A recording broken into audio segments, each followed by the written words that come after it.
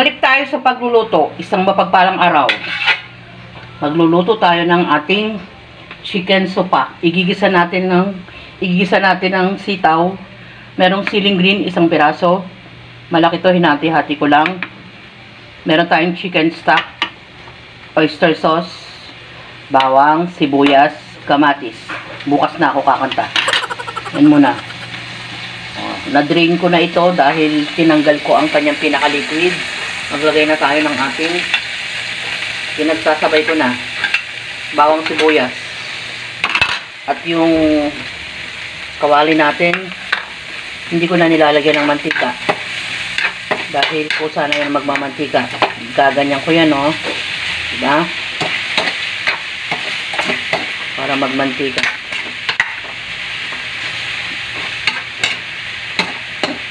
Yan. Pabayaan muna natin siya dyan hanggang sa lumabas ang kanyang mantika. At saka natin lagay ang kamatis. Halo natin ang ating manok. Malasa kasi itong chicken sopa. Kaya bumibili ako niyan pag meron din lang ako nakikita. Pera pa yung mga binibili ko na whole. Paminta. Habang dumadaldal. Hoy, naparami ng konti. Pampalasa na Ajinomoto. Asin. Iwas sakit kidney. Yan. Lagay na natin ng chicken stock. Tumalsik. Haluin natin.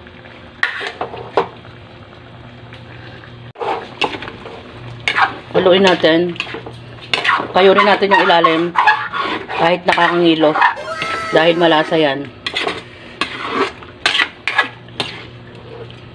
Yun, di ba may nahalo pang isang pork? Sinama ko yan. Sayang. Yan. Tapos lagay na natin to dahil luto na yung karne natin. Kanina ko pa yung pinakulo ang ating sitaw at siling green. Takpan natin. Balikan natin. Halos paluto na yung ating sitaw. Yan. Hindi ko masyadong ino-overcook para makikita mo pa yung maganda niyang kulay na green. Tikman natin. Yes, yes, show, come. Baby, come. It's already delicious. Ha? Yan. Pwede natin patayin yan after mga ilang minuto. Mga 1 minute. 1 to 1 minute. Gagawa na naman tayo ng madali ang dessert. Oh, meron tayo ditong crushed graham. Dito ko na rin sinet mga kataba. At meron naman tayong melted margarine para mabind natin ang ating graham. Yan, ganyan ang gagawin natin. Hahaluin lang natin yan. Tapos meron tayo ditong ating creme densada. Yung creme densada naman, chiniled ko siya. No, para hindi na ako gagamit ng mixer. At meron naman tayong pang toppings na pastillas, diba? Puro mga affordable yan. Pagkain ng bata na naman. Dahil dito, merong nakalagay na delisyoso. Masarap daw. Bumili naman ako. Pang toppings din. No, nips naman yan, mga kataba. So, yan. Haluin lang natin. Balikan nyo ako pag na-flatten ko na ito at nahalo ko na. Yan. Pag medyo nagbasa-basa na yung ating graham, yan, pwede na nating i-flatten or i-set ng ganyan. Press nyo lang. Pag ano naman, buhaghag pa, dagdagan nyo lang ng margarine or pwede nyo ilagay yung creme densada para mabasa lang. Ayan. Tapos, pwede na tayo maglagay ng ating, yan, creme densada. Kalat lang natin. Yan. Yan. Distribute lang natin ng ganyan. Sayang naman to. Yan. Balikan nyo ako. At ilalagay natin mamaya ang ating toppings. Yan. Nailagay ko na yung ating creme densada.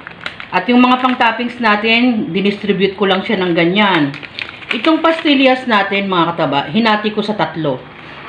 Saka natin inilubog, di ba? Magandang tignan. ang ating affordable na pang-toppings ay nagmukhang kaaya-ayang tignan. Ang diskarte lang mga kataba.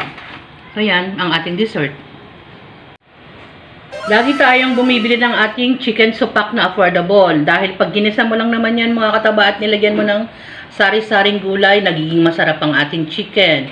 Sitaw lang ang inilagay ko dyan, kasama ng pampalasa ng oyster sauce at kamatis. Gisa-gisa lang naman. Graham Crush. Simple din lang ang nilagay natin dyan mga kataba. Ang ating pampatamis na creme densada at toppings na nips at astillas. No mga kataba, ganyan yung ating paggawa ng pagkain na masarap. Lagi nag-i-enjoy ang ating mga boys. Enjoy, kumain, at maging masaya. Salamat sa panunood. Gumawa rin kayo mga kataba. Sulit. At bye! Ingat mga kataba!